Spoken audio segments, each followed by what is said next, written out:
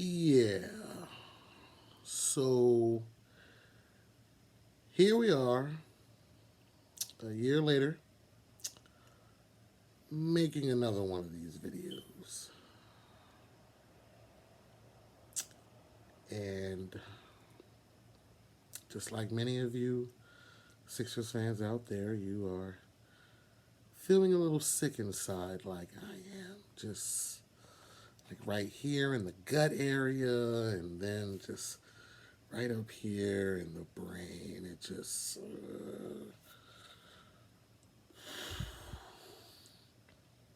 I didn't even really think I was going to make a video, honestly. I thought about it earlier, but then I said, no, I'm not making a damn video about this game. Why would I make a video about this piss poor performance from our beloved Sixers? But then I've just been, watching the reactions from other Sixers fans because I can no longer watch ESPN. I probably won't be able to watch none of the sports shows during the week because after a disappointing loss, like if the Sixers would have lost a close game where Boston kind of just edged it out at the end, I, I could live with that. I mean, I could live better with that than the way they lost today. I mean, by the time the game got to the third quarter, I didn't even watch anymore. Like, I think Boston went on a small run and they were up three, and then I think they were like up eight or like up 10. And then after that, I said, you know what? I'm not going to do it. I just turned the game off, went to something else. Like 30 minutes later, I just looked down at my phone just to see if, there was any magic happening. And no, I went from a 10-point lead to then a 28-point lead. And I said, oh, well, then it's really over. It is really over. Um, where to start? Um, you know what? I think I'm going to start. I was going to leave the worst till last. Just really lay into the worst last. Just get the okay out in front. But after watching a bunch of reactions, let's start with Joel Embiid. Let's just start with Joel Embiid. That man was trash today. There's no doubt about it. His body language, his effort, his aggressiveness, it just was not there. His brain was somewhere else. I don't know where he was today. Um, and this is the thing that bothers me about him. I mean, I've never seen a guy so talented just come up so short in I mean everybody, doesn't come up big in the biggest moments all the time. It doesn't happen all the time. I expect you to fail sometimes. But as far as just winning one game to get to the second round, I figured he would have done it by now. I figured he by himself should have been capable of winning one game to get us past the second round over these past 5-6 years. And he is not. Um, I mean, there's no way to sugarcoat it. I mean, today was probably the most disappointing performance I've ever seen from him. I mean, he literally allowed Al Horford at like age 36 to shut him down, to stifle him, to make him indecisive, to make him unsure of himself. That man's confidence meter went from here to here in a matter of 2 days. That the end of that fourth quarter from game 6 and this whole game, confidence zero. It is gone. He has none of it.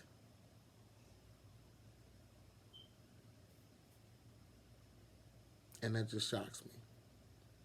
Because I really think a guy of his talent, a guy of his caliber, is legitimately this. this close to being what I would consider the best player in the world. But he doesn't have this.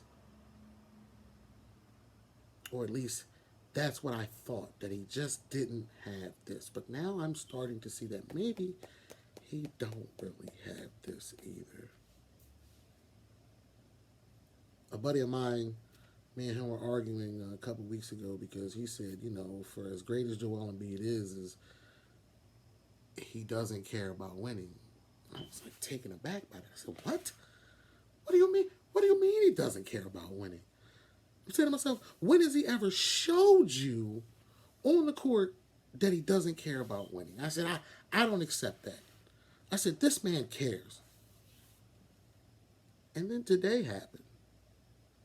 And I got to tell you, he did not care today.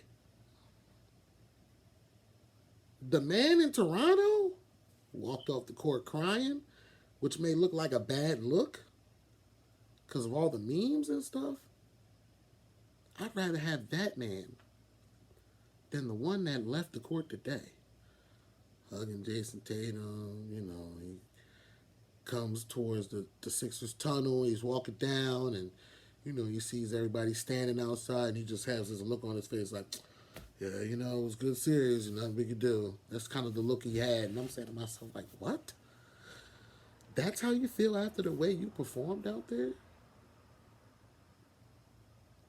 Seriously, it was literally the most disappointing performance of this man's career to me personally, and I'm pretty sure to a lot of people. Not, the world is about to roast Joel. I'm for sure of it. Now, with that all being said, the Sixers are not trading this man. Okay, I understand you guys are upset. I'm upset too. And so after a loss, people tend to not think rationally. They just tend to lash out. But let's be honest. The Sixers are not trading Joel Embiid. You're not going to trade a guy who just won MVP because he lost in the second round. No. It's not what the Sixers need to do. What the Sixers need to do is actually go out there and get a legitimate running mate. All right? Like a legit,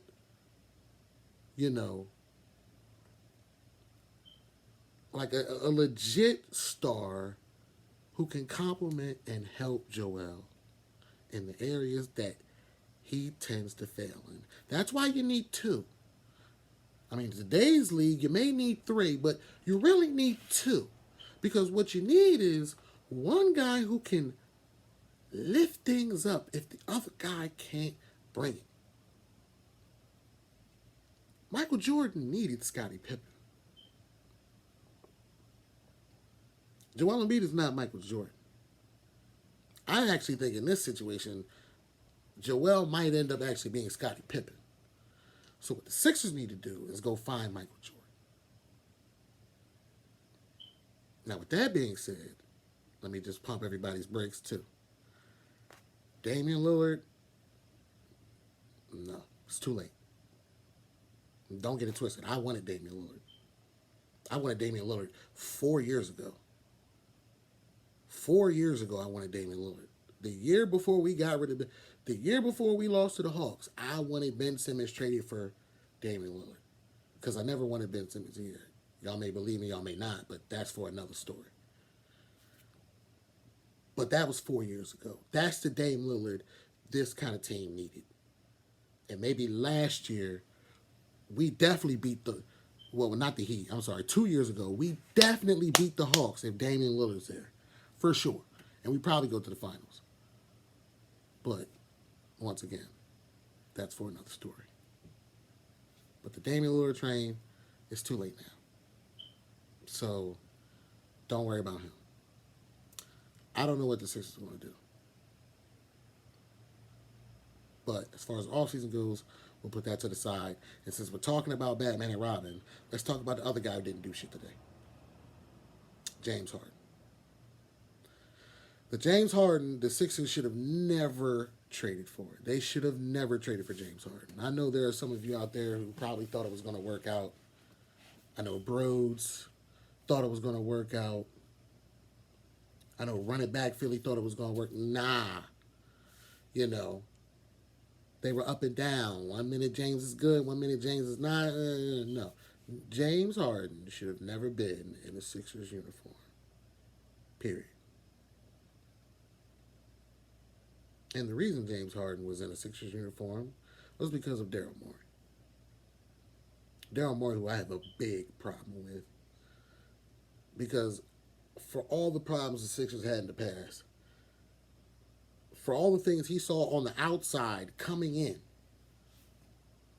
his biggest idea, his best plan in his mind, right, was to go acquire the guy who failed him in Houston and bring him here to fail him again. That was Daryl Morey's biggest and brightest idea, was to go bring 33, 34-year-old James Harden here. We traded 24-year-old, 3-time All-Star, had other accomplishments, with a bright future, even though he was a little going in the head, Ben Simmons. Because at the time, there were teams still willing to take a chance on that man. He didn't fall to the depths at which he did during this season on the bench in Brooklyn. So we actually had a tradable asset to go acquire some talent, right,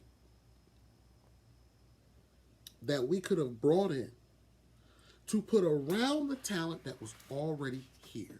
And then we could have had a real legitimate roster. I know everybody's like, oh, James Harden for Seth Curry and Andre Drummond, that's nothing. No. Andre Drummond was the big man who came off the bench for you and could also start for you if Joel Embiid was hurt and when he was off the floor. Excuse me, when he was off the floor. That's what Andre Drummond did for you. Seth Curry was actually your only legitimate shooter.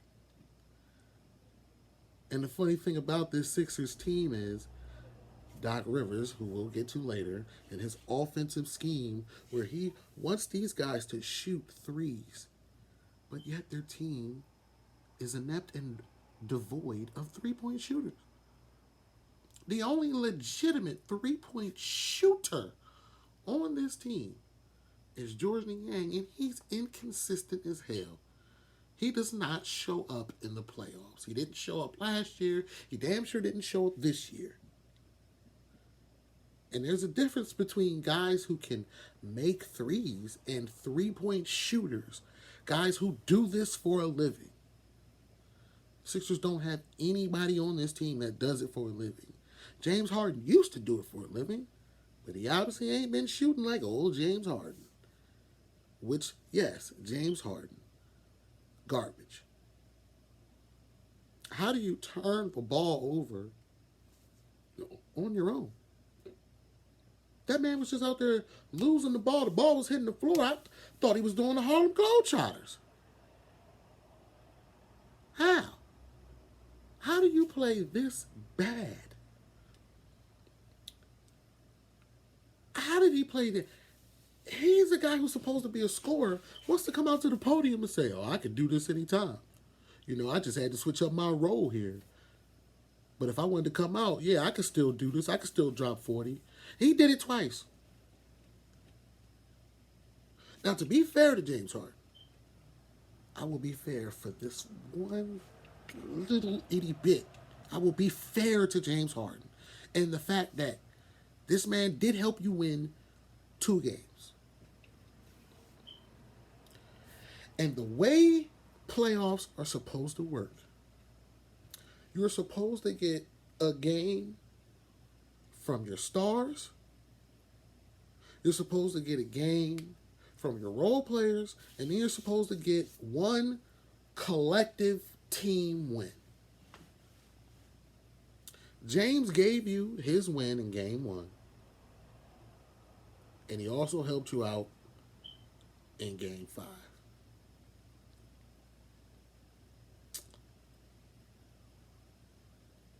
Or was it game four? No, I think it was game four. Yeah, it was game four. Okay. Game four was the game that he gave you 42. Game one was the game he gave you 45. Okay. So technically, as far as the whole series goes, he did his part. He won, he helped you win them two games, right? So now you need Joel to help you win a game. And then you need the role players to win a game. Those are the two things you did not get out of this series. You did not get your role players winning you a game, and you did not get Joel winning you a game. Because game 5 in Boston was the team game. That was the collective game as a team that they went in there and they won. Joel played good. Maxey played good. Melton played good off the bench. I think Tobias, I can't remember if he scored or not in that game, but he might have. But that was a team win, a team effort in Boston to take them down in game 5. So you got your team win. Harden got you a win. And he helped out to get you a second win. Today was supposed to be the Joel game because I didn't think the bench was really going to... The bench technically was supposed to help you win game 6. That was supposed to be the game the bench was supposed to help you win. Because you're at home and we need all the momentum. This is it. This is when the bench is supposed to play the best, is at home, not on the road. But, down the stretch, it just... I don't know.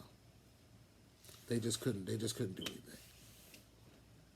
But as far as this game goes, no. Harden and Embiid, I didn't need 30 or 40 out of Harden. If Harden could have gave you 20 points on like 12 shots, maybe got you 11, 12 assists, okay. You saw Tobias gave you 19 tonight. Maxey's problem is deferring to Harden. Harden don't got it, but Maxey still defers instead of just taking. So Maxey came, he was okay, but you can't win a game 7 without Harden and Embiid, and this was the game Embiid was supposed to win for you. So that's the only thing I'll give Harden a little bit of slack on, is that he helped you win 2 of the games you were supposed to win. You were supposed to get that help from somewhere else, and it just never came. And that's the fault of Doc Rivers and a combination of Daryl Morey.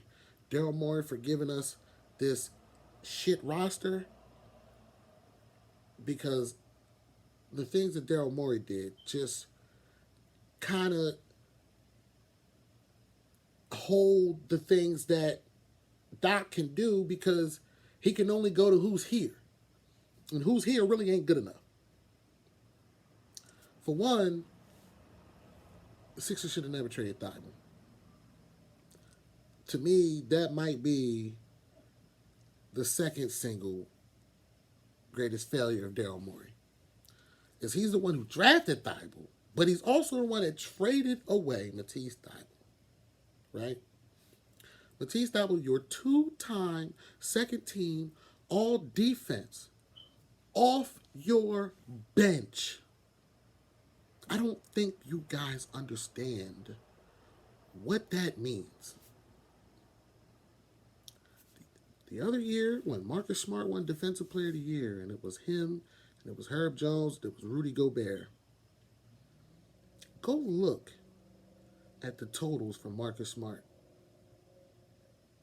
compared to Thibault's that year. Thibault had more steals and more blocks.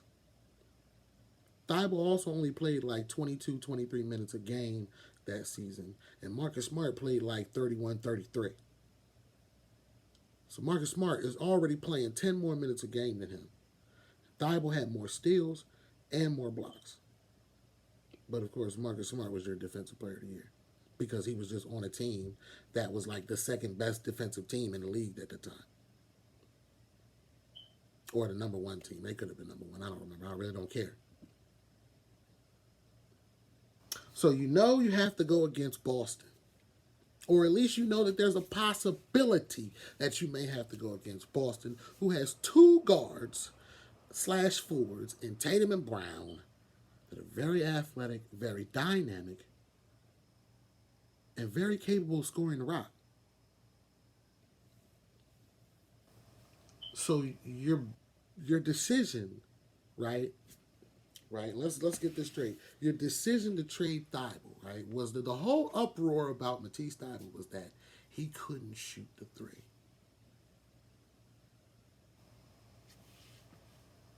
How well is PJ? How well did PJ Tucker shoot the three for the Sixers this year? I mean, I know the man shot a couple three. He made 3 of 6 threes in this game today. But how impactful were those threes that he made? Did he do anything else? No. But because PJ Tucker has toughness and grit, that we somehow value that more than production.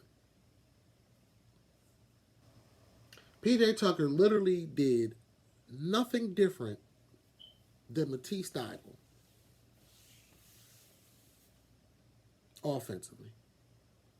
And yet Matisse is the younger, more athletic, more capable defender, especially in today's league.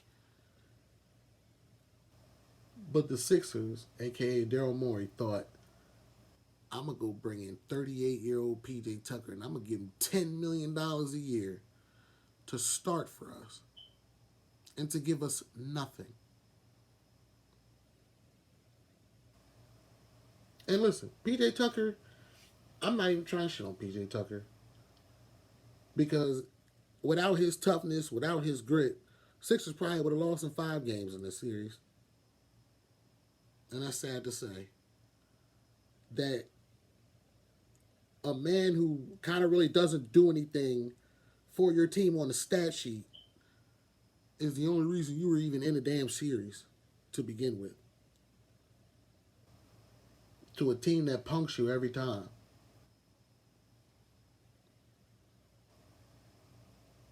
Now let's get to Doc Rivers. I'm still not done on Daryl Morey and his moves. Let's get to Doc Rivers. My only gripe with Doc is he didn't try anything different. My only gripe with Doc is your team is having issues with scoring, right?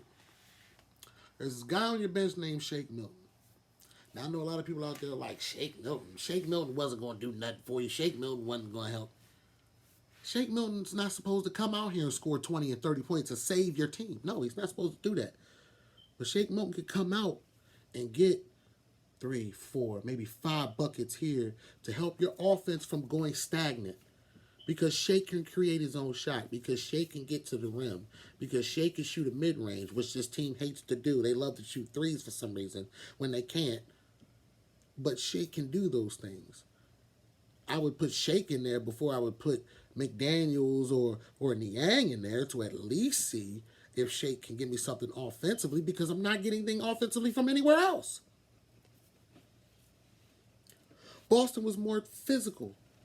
Boston was a little bit more tougher than us. Well, guess what? Isn't that the whole point that you brought in Montrezl Harrell? Now, I'm not saying Montrezl Harrell was some world beater, but he was 6th man of the year at one point. I mean, I like Paul Reed, but maybe Montrez had what was necessary to go up against Boston, to match up against a Robert Williams, to maybe give you some minutes off the bench where somebody got to protect the rim when Joel's not in there. And even today, Joel couldn't protect the rim. It just looked like he was one step behind the entire game. You got nothing from your bench because you don't play. Doc Rivers doesn't put out a good lineup. He never did. He never did. I mean, what you almost kind of had to do was, between Maxey and Tobias, they might have had to go. I might have brought them off the bench just to see. He didn't have to do it necessarily in the Boston series. He could have tried it in the Brooklyn series just to see, like, hey, what does it look like, right? If in this game I just want to give my bench some firepower, right? The pick and roll between Harden and Embiid is all the offense is. So instead of starting Maxey, start Melton. Let Melton be in there for defense. Instead of starting, I guess instead of starting Tobias, you start Niang for some shooting because that's all he's good for. And at least Niang, as a crap defender, you have Joel to protect the paint, as opposed to Joel being off the floor and Paul Reed is the one that's supposed to protect the paint when you have crap defender Niang in there, allowing guys to go by him. Maybe Melton on Tatum works better than Maxey on Tatum. Like early. He didn't have to start. Maybe he didn't have to put him off the bench, but just have them run with the bench unit. Like if you're gonna put Paul Reed in there, and if you're gonna put, I guess McDaniels, because who else is you playing? Maxey, McDaniels, Harris, Reed, and Montrez. Like that could have been something he could have tried, just to see like if when Boston has their bench out there, can this help our bench? Because honestly, it's gonna sound crazy, but I thought that that when you see Harden and Embiid having the problems that they have, there's no issue with leaning on Maxey and Harris. Lean on Maxey and Harris the way Tatum leaned on the rest of the Celtics from that trash-ass performance in Game 6 for the first 3.5 quarters where he couldn't hit anything, and yet Boston was still in the game because everybody else was doing stuff. So it's like if Embiid and Harden know that something's not right, we don't got it yet, try and play through the other guys. That's what you're paying Tobias all that money for. He's hitting some mid-range shots. But do you think Doc thought of that? Do you think Doc was like, oh man, you know what? Let's take a gamble here. Let's take a gamble and do something outside of the box. No, he doesn't. Well, I thought we had it. And then we lost it. And I didn't know how to get it back. So, blame me. It's a disappointment. But I got 2 years left. God, we got 2 more years left of this. And it's sad for me to say because I was a person who thought we could use Doc. I thought Doc maybe can help out Embiid. Doc can reach him because he had Garnett, and he had Paul Pierce, and he had these guys, and maybe he can help Embiid to learn something that he just didn't have before. Doc still ain't learned himself. Maybe Sam Cassell does need to be the coach. I heard somebody say that. I heard somebody suggest that maybe they just bring Sam Cassell up to be the coach.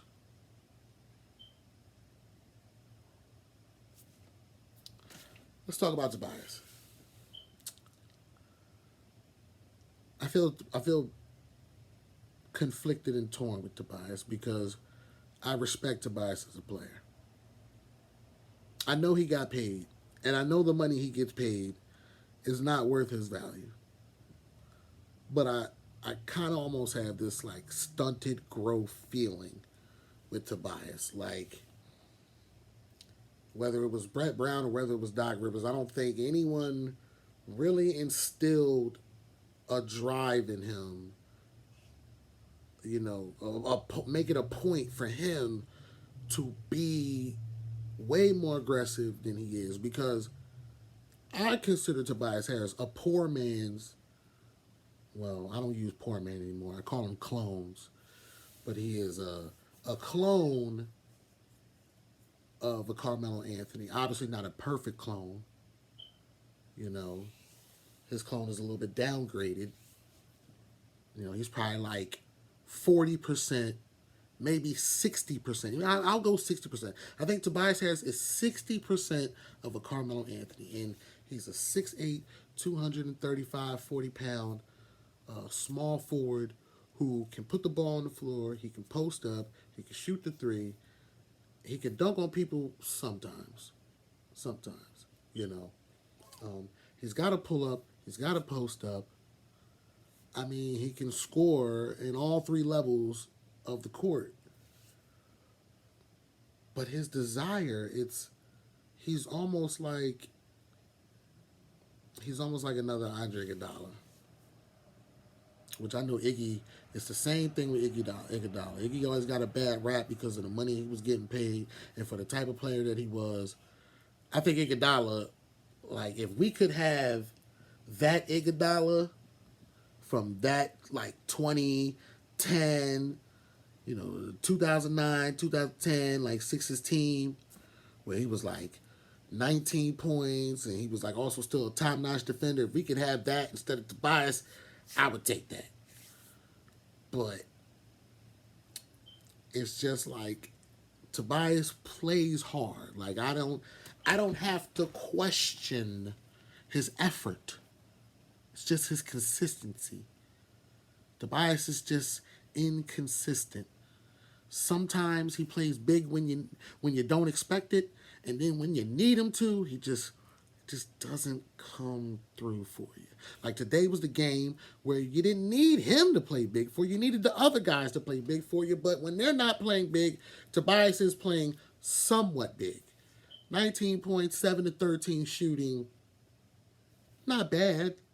1 of 7 from 3. That's the inconsistency part kicking in. That's the Tobias factor that drives people crazy. And then he's getting paid the money. But I'm torn because I respect him. I like his effort. Like, I don't want to say Swiss Army knife because he ain't that great of a defender. But he stepped up to the plate and he took the role on and he tried his best. Like that's really all I can ask for. But the thing is ever since he's gotten here, he's always been the third or the fourth scorer. And I think at least he should have been touted as the third scorer, maybe sometimes the second. Only because Ben Simmons was somehow before him, but we know that shouldn't have been the case. He should definitely have been in front of Ben Simmons as a scorer on this team. And then, of course, you have Jimmy Butler gets traded for here, and then now he literally is like fourth now because Ben's going to bring the ball up or Jimmy's going to bring the ball up, and then Joel's going to touch the ball, and then it's going to be him. But then you also had J.J. Redick on the team at that time. All right, okay, so then now they're all gone. Now Jimmy's gone, and then what was it? I can't. Was Tobias here during the Al Horford, Jason Richardson thing, or was that before? I think actually that's when we traded all them away and got Tobias. Okay, so never mind that. But Jimmy comes, Jimmy's gone. Then it's like then they draft Maxey, and then you could see what Maxey was aiming to become, and then it like slid Tobias back down towards that 3 and then that 4 spot. And then, of course, James comes. And now, well, it's James, Joel, Maxey, and then Harris again. But in all honesty, the mistake I believe the Sixers made was last year even making that trade. My whole standing on last year was by the time we got closer to that trade deadline, the Sixers should have just kept Ben Simmons on the bench. He could have just stayed away from the team. You could have kept Seth Curry and Andre Drummond, and then you'd have had Tobias and Maxey and Embiid. And I think the Yang was still there. So Niang would have at least been your second three-point shooter and not the guy you're relying upon, because I believe Seth Curry's ability to stretch the floor is what kept teams from double teaming Joel. Remember that. Seth Curry would be out there, Joel would get doubled and throw it out. Seth Curry, bop, bop, bop. And then when Joel wasn't on the floor, Andre Drummond could not only control the paint defensively, grab some rebounds, but then every now and then he's going to do something for you offensively. Not a lot. Not a lot. But more than what Paul Reed gave you. More than what any other big man, more than what P.J. Tucker was giving you. Just that simple. You could have went into the second round and you know, if you'd have lost in the second round to the Heat, if you'd have played the Heat again and lost, okay, fine. But now you go into the offseason knowing you still got Maxey, you still got Drummond, and you could bring Drummond back.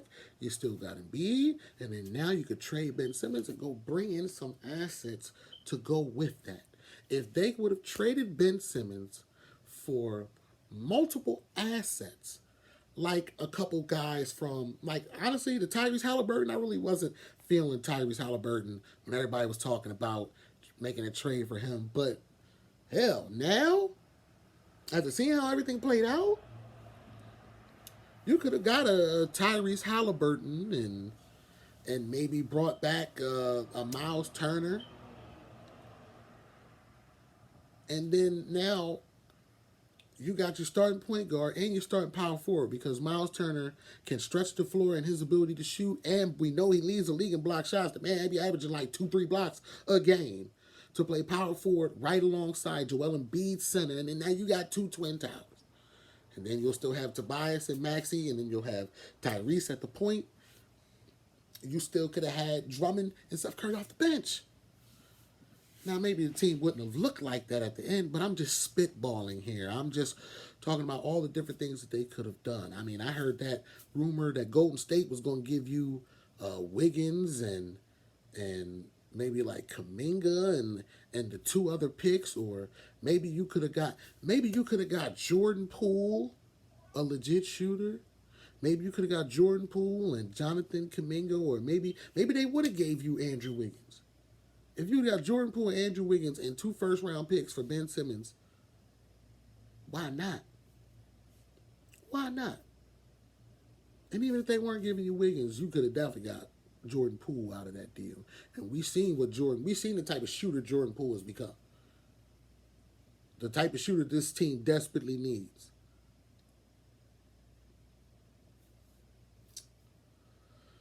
Tobias, I thought he played okay, but he shouldn't have had to play as okay as he did if the other guys would have showed up.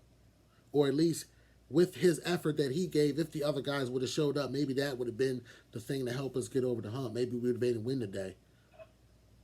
Maxey, I don't want to put too much blame on Maxey, because I literally think Maxey's growth was stunted by James Harden coming here.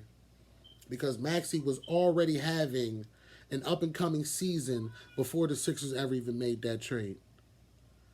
Maxey was winning games against teams without Joel by himself before James Harden got here. I remember that Grizzlies game. That was a good win. And I know there was another game that the Sixers were not supposed to win, but Maxey helped them win that game, put them on his back, and took us to the promised land and won that game. And I believe his growth was stunted by James Harden. Do I believe he learned some things? Yes, I do believe he learned some things from James while he was here. But James taking the ball out of Maxey's hands wasn't a good thing for this team. The roster that Daryl Morey put together, not good enough. This bench should have looked totally different. There were so many guys I thought the Sixers, like a guy like Dante DiVincenzo, who was I believe he was a free agent before Golden State got him a year or two ago, could have had him. We should have kept 2 players, as in Isaiah Joe and Charles Bassey.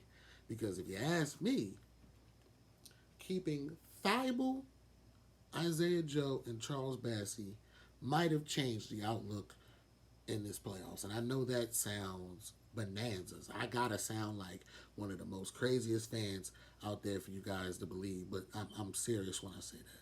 Just because I believe Charles Bassey was bigger, he was stronger, he was a better rebounder and a better defender, aka shot blocker, than Paul Reed. And you could have used them backup minutes this entire year for him. Because when he left us and went to San Antonio, he had that one game where he had like 14 points and 14 rebounds and 4 blocks and like 10 minutes played. Sixers didn't want that. Isaiah Joe, look at what Isaiah Joe did for the OKC Thunder this year. Took an enormous jump.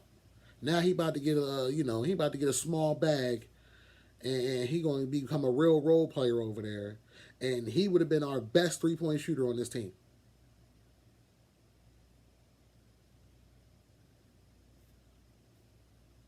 And like I said, we already talked about Thibault being our best perimeter defender that we could have used against Tatum and Brown. But of course, Daryl Morey's best idea was, let me go get Daniel House. Let me go get PJ Tucker. Let me go get James. Let me just go get some Rockets. That's it. That's all I know how to get. It's guys who I've dealt with before. The only other movie he ever made that was really good, I think, is Melton. D'Anthony Melton, I think, is a guy who needs to be here next year. That's for damn sure. D'Anthony Melton, Tyrese Maxey, and Joel Embiid. Those are like the only guys who are legitimately safe to me. They're the only guys I see that you necessarily need to move forward with. If Tobias stayed, I wouldn't hate it. I wouldn't hate it, especially if James leaves and you can get something in return for James as far as a sign and trade, or if you can just, he leaves and then that money frees up and then you can bring somebody in, but I don't know who you're bringing in. I don't even know who the free agents are. I have to look. But seriously, this whole year, I mean, I could kind of see a little bit of this coming. I'm glad that Joel got MVP because I think he got hosed last year. And if Joel actually doesn't get hosed last year and wins MVP last year, then Jokic would win this MVP, which he probably did deserve. Because this was the actual 1 year that Jokic was like the number one team in the West, and he had a better record than Joel, and, his team was just better. Like, in the boosting his numbers, even though I'm pretty sure that's because he actually had Jamal Murray and Michael Porter Jr. and all the other players that they got this year. So that's another reason why his numbers went up. But still, I digress. If Joel wins last year, Jokic wins this year, and everything is right and fair in the basketball world. Happy for Joel, but no, that man got some soul searching to do.